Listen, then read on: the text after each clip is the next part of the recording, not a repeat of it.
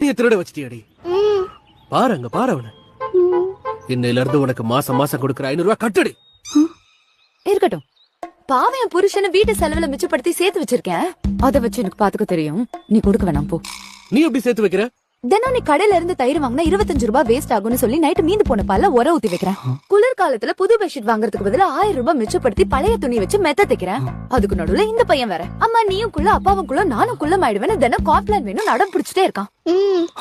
எங்க அதையும் கேட்ட ஒரேடியா போயிடுவியோன்னு நான் டிவி ரீசார்ஜ் பண்ற காசுல இவனுக்கு காம்ப்ளான் வாங்கி கொடுத்து நான் மொபைல்ல சீரியல் பாக்குறேன். அப்புறம் கிச்சன்ல ராத்திரி மீந்த சோறுல கஞ்சியை வைக்கிறேன். மத்தியானம் ரசம் மீந்துச்சுன்னா காய்கறியை வெட்டி போட்டு சாம்பார் ஆக்குறேன். மீந்த இல்ல 2 பேருக்கும் உப்புமாவை செஞ்சு போட்டு 24 மணி நேரமும் ஒவ்வொரு ரூபாவை சேமிச்சு இந்த குடும்பத்தை நடத்திட்டு இருக்கேன்.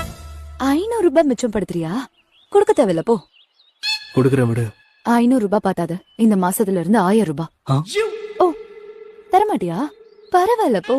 சாந்தி அக்கா கிட்ட இந்த மாதிரி 1000 ஐடியாஸ் இருக்கு. அதுல ஒரு சின்ன டீசர் ரெடி பண்ணிருக்கேன். கொஞ்சம் திரும்பி பாக்குறியா கண்ணா?